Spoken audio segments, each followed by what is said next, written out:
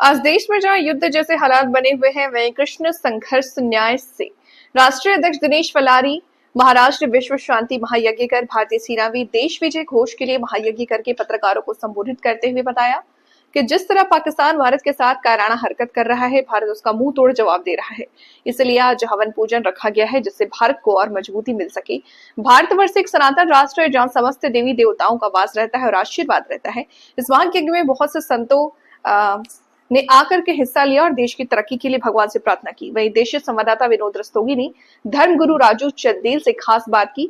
धर्मगुरु ने कहा कि भगवान श्री कृष्ण का प्रताप है, जहां शाम होते ही उनका सुदर्शन घुमा और युद्ध विराम हो गया। जिस तरह से देश के हालात बने हुए हैं, क्या कहना चाहेंगे आप? आज हमने यहाँ आशु चौहान जी के निवास पर एक महायज्ञ किया है, हवन किया है। हमने ठाकुर जी से प्रार्थना की है कि जिस प्रकार हमारे बहन बेटियों को, हमारे निर्दोष पर्यटकों को आतंकवादियों ने मारा था, हमारी बहन बेटियों के सिंदूर जड़ा है, उसी प्रकार भारतीय सेना भी उन पर इस प्रकार कार्रवाई करे कि पाकिस्तान से आतंकवादी शिविर नष्ट हो जाएं। पाकिस्तान में जितने भी आतंकवादी छुपे बैठे हैं, जितने भी कट्टरपंथी हैं, उन सबका सफाया हो जाए। हमारे ठाकुर जी से प्रार्थना की है कि भगवान हमारी सेना को इतना बल प्रदान करे कि कोई भी आतंकवादी बचना नहीं चाहिए। जिस प्रकार हमारे देश में, हमारे हिंदुओं में जो निर्ममता पूर्वक उन्होंने प्रहार किया था, तो हमारे हिंदुओं में बहुत रोष है। हमारी ठाकुर जी से प्रार्थना यही है कि इस समय कोई भी आतंकवादी यदि बच गया तो वह विश्व के लिए खतरा होगा। पाकिस्तान में जिस प्रकार आतंकवादियों को शरण दी जाती है, तो पाकिस्तान आतंकवादी जननी है, इसका सफाया बहुत ज़रूरी है। इसी प्रकार सेना कार्रवाई करती रहे, यही हमारी ठाकुर जी से प्रार्थना है।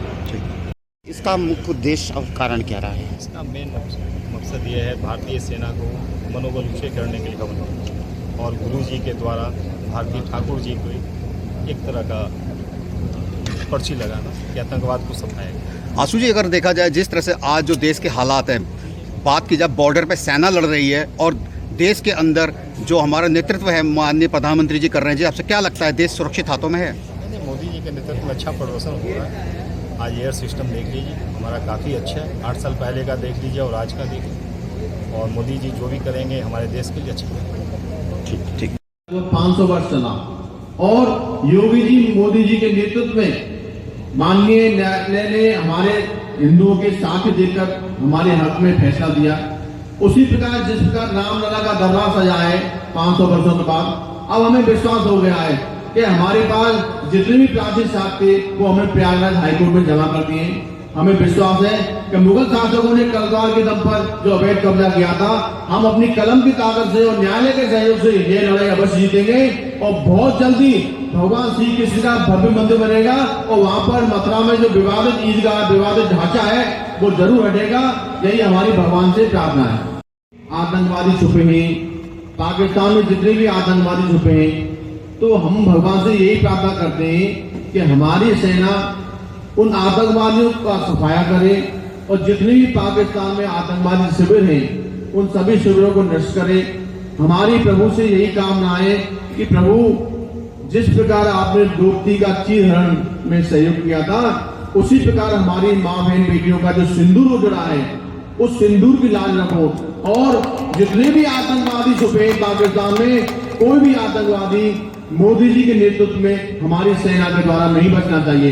ये भारत की वो सेना है जिसने पाकिस्तान से कई युद्ध लड़े और विजय पाई है, क्योंकि हमारे यहाँ सनातनी हिंदू पहले से युद्ध नहीं करते हैं। हमारी सेना पहले से युद्ध नहीं करती है। जब उन्होंने हमारे बेकसूर पर्यटकों पर धर्म पूछकर गोली चलाई, तब सभी सनातन हिंदुओं के आंखों में आंसू थे। सभी हिंदू चाहते हैं अब आर पार की लड़ाई हो जाए। सभी सनातन हिंदू मोदी जी के साथ हैं, और जहां पर भगवान श्री कृष्ण उनके साथ हैं, जहां पर राधे रानी उनके साथ हैं, तो विजय हमारी भारतीय सेना को अवश्य मिलेगी। क्योंकि आतंकवाद का कोई मजहब नहीं होता। ये लोग धर्म पूछकर हमारे हिंदुओं को काफिर समझते हैं। ये लोग पूरे विश्व में इन्होंने आतंकवाद फैलाया हुआ है। ऐसे लोगों का सफाया होना चाहिए, ऐसे लोगों का नाश होना चाहिए। हमारी और आपकी सभी से यही, ठाकुर जी से ही प्रार्थना है कि इस बार हमें विश्वास है मोदी जी के नेतृत्व में हमारी भारतीय सेना किसी भी आतंकवादी को जीवित नहीं छोड़ेगी। कुछ आतंकवादी मारे गए हैं और कुछ का सफाया अगले 8 दिन में हो जाएगा। ऐसी हमारी प्रभु से कामना है। राधे राधे। तो हम तो चाहते हैं कि प्रत्येक सनातनी इस धर्म युद्ध से जुड़े।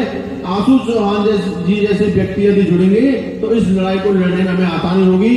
हम लोग सभी मिलकर प्रयागराज हाईकोर्ट जाएंगे और वहां पर अभी 23 मई की डेट पड़ी है। इस डेट पर आशु चौहान जी भी साथ जाएंगे और हमें विश्वास है हमारे भगवान कान्हा का दरबार जल्द से जल्द सजेगा और भगवान श्री कृष्ण का भव्य मंदिर वहां बनेगा।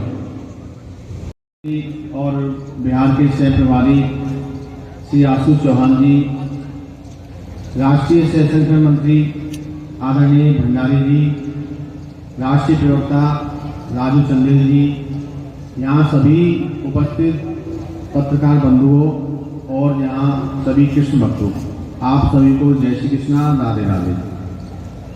आज हमने इस श्री कृष्ण जन्मभूमि संघर्ष यात्रा में, जो कि लगभग 16 देशों में चल रहा है, हमारा उद्देश्य भगवान श्री कृष्ण जन्मभूमि मंदिर पर जो मुगल शासकों द्वारा तलवार के दम पर अवैध कब्जा कर लिया गया था, उस अवैध विवादित ढांचे को हटाने के लिए हम माननीय प्रयागराज हाईकोर्ट में यह लड़ाई लड़ रहे हैं। हमने संकल्प लिया था कि जब तक अपने कान्हा के मंदिर को हम आजाद नहीं करा देंगे, तब तक ना तो भोजन करेंगे और ना ही अपने पैरों में पादुका ग्रहण करेंगे। तो आज हमारे संकल्प को लगभग 3 वर्ष से ज्यादा हो चुके हैं और हमारा उद्देश्य ठाकुर जी के स्थान को वापस लाना है और कोई उद्देश्य नहीं हमारा। हम तो चाहते हैं, क्योंकि हमारे कान्हा का जो मंदिर है उसमें जहाँ भगवान श्री कृष्ण का जन्म हुआ था, आज तक वहां पर भोग प्रसाद नहीं लगा है।